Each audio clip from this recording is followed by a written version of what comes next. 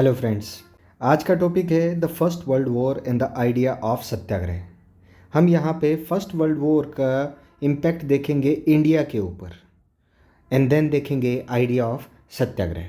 1914 to 1918 first world war चलता है, but उसके बाद में नेशनल मूवमेंट पे इंडिया में क्या फ़र्क पड़ता है वो देखते हैं। नेशनल मूवमेंट इंडिया में नए एरियाज़ में फैल जाता है और नए सोशल ग्रुप्स उसमें ऐड ऑन हो जाते हैं और नेशनल मूवमेंट को चलाने के लिए न्यू मोड्स अपनाए जाते हैं स्ट्रगल को आगे लेके जाने के लिए। तो हम इन नए डेवलपमेंट्स को कैसे समझेंगे और इनके क्या प्रभाव पड़ेंगे वो देखेंगे आगे। तो पहला ही यदि देखें तो एक तो ये कि वॉर की वजह से इकोनॉमिक और पॉलिटिकल सिचुएशन बहुत ज़्यादा बदल गई थी। इकोनॉमिक इम्प्लीकेशंस देखें तो उसकी वजह से एक्सपेंडिचर इंक्रीज़ हो गया था। जब कोई भी कंट्री वॉर में जाती है तो उसका खर्चा होता है, उसमें रिसोर्सेज जाते हैं, लोग भी मर जाते हैं, भारी नुकसान होता है, चाहे इंफ्रास्ट्रक्चर का हो चाहे लोगों का हो।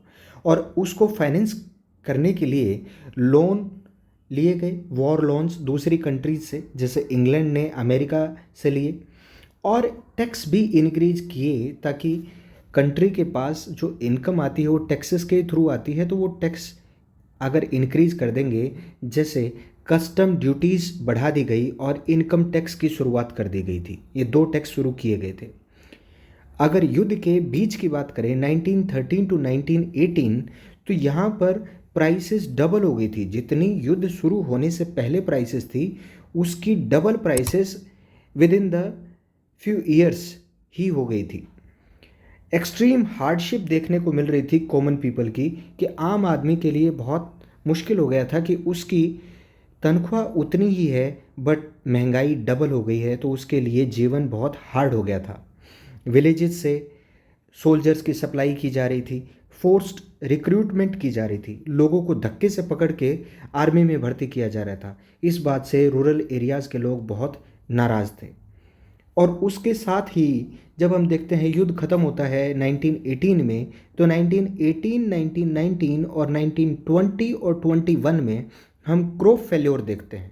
लार्ज पार्ट ऑफ इंडिया में क्रॉप फेल्योर हो जाता है, और क्रॉप फेल्योर होगा, अकाल पड़ेगा तो फूड की शॉर्टेज हो जाएगी। और एक चीज़ और, इन्फ्लुएंजा एपिडेमिक, महामारी फैल जाती है। अगर सेंसस के अकॉर्डिंगली देखें 1921 की जो जनगणना हुई है उसमें बताया गया कि 12 टू 13 मिलियन पीपल इसमें मर जाते हैं, जो फेमाइन और एपिडेमिक की वजह मानी जा रही है। पीपल ये सोच रहे हैं कि भूखमरी है, कस्टम ड्यूटीज़ लगने लगी हैं इंपोर्ट एक्सपोर्ट पे, या फिर इनकम टैक्स लगने लगा है, प्राइसेस डबल हो गई हैं, ये युद्ध के बाद में सब ठीक हो जाएगा। परंतु ऐसा नहीं हुआ। ऐसा ना होने पर वो लोग परेशान थे, बट एक नया लीडर सामने उभर के आता है और एक नए मोड ऑफ स्ट्रगल को साथ लेके आता है। देखते हैं आइडिया ऑफ सत्याग्रह के साथ। तो आइडिया ऑफ सत्याग्रह है गांधी जी का, और गांधी जी इस आइडिया को कैसे यूज़ करते हैं इसमें देखेंगे। महात्मा गांधी इंडिया वापस आते हैं जनवरी 1915 में साउथ अफ्रीका से, और साउथ अफ्रीका में वो रेसिस्ट रिजीम या नस्ल भेद की सरकार की पॉलिसी थी, उसके खिलाफ वो लड़े थे वहाँ पे, क्योंकि वहाँ वो वाइट और नॉन वाइट लोगों में बहुत भेदभाव करते थे। उनके खिलाफ गांधी जी साउथ अफ्रीका में लड़े थे। वहाँ से गांधी जी एक नया तरीका लेके आते हैं, नोवल मेथड लेके आते हैं, मास एजिटेशन का, जन आक्रोश का, या लोग एक साथ जाके किसी का विरोध करें। गांधी जी इसको बोलते हैं सत्याग्रह। सत्याग्रह देखते हैं। आइडिया ऑफ सत्याग्रह दिखाता है, इम्फेसाइज करता है पावर ऑफ ट्रुथ के ऊपर, कि सच्चाई की ताकत क्या है। अगर आप सच बोल रहे हैं तो उसकी क्या ताकत है। और वो कहते हैं कि need to search for truth, और हमें अभी ज़रूरत है कि हम सच्चाई को पहचानें। और दूसरा कि आइडिया ऑफ सत्याग्रह सजेस्ट करता था कि इस ट्रुथ का क्या कारण है।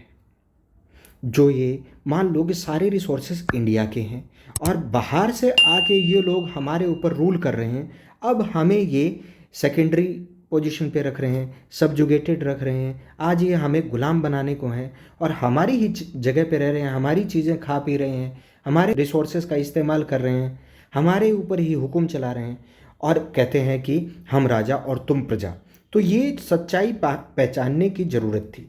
स्ट्रगल अगेंस्ट इनजस्टिस, जो अन्याय है उसके खिलाफ स्ट्रगल ही सत्याग्रह है। इसके लिए गांधी जी ये भी कहते हैं कि फिजिकल फोर्स की ज़रूरत नहीं है कि आप अपने ऑपरेसर के खिलाफ फिजिकल फोर्स का इस्तेमाल करें। नहीं, ऐसा नहीं है। हम बिना एग्रेसिव हुए भी उनके खिलाफ लड़ाई लड़ सकते हैं, लड़ाई जीत सकते हैं। कैसे? नॉन वायलेंट तरीके से। हम नॉन वायलेंट तरीका अपनाएं और अपने ऑपरेसर को जीत लें। कैसे? ये हो सकता है जब हम ऑपरेसर की अंतरात्मा को अपील करें, कंसाइंस को अपील करें, उसको बार बार ऐसा दिखाएं कि आप गलत हैं, आपका ये करना हमारे साथ गलत है। ये परसुएड किया जाए लोगों को कि आप सच्चाई देखिए, चाहे वो परसुएड करने में जब जो लोग हम बता रहे हैं उसमें ऑपरेसर ही क्यों ना हो। हमें फोर्स नहीं करना है उनको वायलेंस के थ्रू कि आप ये सच्चाई मानिए, बट हमें उनकी कॉन्साइंस को अपील करना है बस। गांधी जी ऐसा कहते हैं। जब गांधी जी साउथ अफ्रीका में थे तो उन्होंने एक लॉन्ग मार्च शुरू की थी न्यू कैसल से ट्रांसवाल के लिए। वो 2200 वर्कर्स के साथ, उनकी फैमिलीज़ के साथ लगभग 40 माइल की दूरी तय करने वाले थे और उनको बीच में ही, और ये जो पिक्चर दिखाई है वो है वॉक्सरस्ट की, 6 नवंबर 1913 की है ये। महात्मा गांधी को यहाँ पर जेल में डाल दिया जाता है और जब उनको जेल होती है तो उसी का स्पॉन्टेनियस रिएक्शन ये आया कि लोगों ने स्ट्राइक कर दी और वो वर्कर्स थे प्लांटेशन के या माइंस के या म्यूनिसिपैलिटीज़ में काम करने वाले लोग थे। लगभग 40,000 वर्कर्स ने स्ट्राइक कर दी थी और ये उस समय की बिगेस्ट स्ट्राइक थी जो उस साउथ अफ्रीका कंट्री ने देखी थी पहली बार। और ये सारा कुछ था इसलिए बिकॉज वाइट और नॉन वाइट्स में रेशियल डिस्क्रिमिनेशन किया जा रहा था। गांधी जी आगे कहते हैं कि जब हम सत्याग्रह को अपनाते हैं तो उस स्ट्रगल से हम ट्रुथ को अल्टीमेट ट्रायम्फ तक पहुंचा पाते हैं। ट्रायम्फ मतलब जीत, अल्टीमेट जीत हम उसमें प्राप्त करते हैं।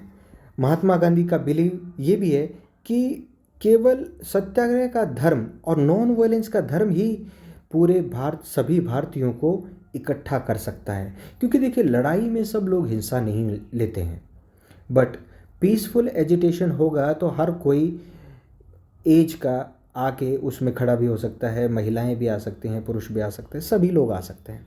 इंडिया में आने के बाद में महात्मा गांधी ने कुछ ऐसे एक्सपेरिमेंट यहाँ भी किए, सक्सेसफुली ऑर्गेनाइज किए सत्याग्रह के कुछ मूवमेंट्स कई जगह हैं, उनको देखते हैं। इन 1916 वो चंपारण गए हैं, बिहार में चंपारण है, वेस्ट की डिस्ट्रिक्ट है, और वहाँ पर इंस्पायर किया पीजेंट्स को स्ट्रगल करने के लिए ऑपरेसिव जो गवर्नमेंट थी उसके खिलाफ। Oppressive in the case of plantation system, वहाँ पर उनसे नील की खेती करवाई जा रही थी जिससे कि फर्टिलिटी सॉइल की कम हो जाती है और आगे आने वाली फसलें नहीं उग पाती अच्छे से। देन 1917 में एक सत्याग्रह ऑर्गेनाइज किया खेड़ा डिस्ट्रिक्ट गुजरात के पीजेंट्स को सपोर्ट करने के लिए। वहाँ पर क्रॉप फेलियर हो गया था, प्लेग एपिडेमिक आ गया था, तो खेड़ा के पीजेंट्स ने यही कहा कि अभी हम रेवेन्यू नहीं दे सकते, उन्हें थोड़ा रिलैक्सेशन चाहिए था रेवेन्यू कलेक्शन में। तो वो चीज़ अंग्रेजी सरकार उस समय मान नहीं रही थी। महात्मा गांधी ने पूरे प्रयास किए और बाद में वो चीज़ माननी भी पड़ी। 1918 में महात्मा गांधी ने अहमदाबाद में एक मील स्ट्राइक थी, मील वर्कर्स स्ट्राइक कर रहे थे और उनकी डिमांड ये थी कि उनको अपने वेजेस ही नहीं मिल रहे थे, वेजेस चाहिए थे। तो गांधी जी उनके साथ बैठे, 21 दिन का एक भूख हड़ताल की और गांधी जी ने खुद भी साथ में की और 35% हाइक की डिमांड रखी थी कि हमें वेजेस में 35% की हाइक चाहिए, और 21 दिन बाद मिल ओनर्स ने इस बात के लिए हाँ भी कर दी। तो ये 3 उस समय के छोटे छोटे जगह पे सत्याग्रह रहे हैं। गांधी जी ने इंडिया में भी उसका एक्सपेरिमेंट किया है। तो इसके आगे रोलेट एक्ट और non cooperation, civil disobedience movements के बारे में पढ़ेंगे गांधी जी के। Thank you so much. Please like, share and subscribe.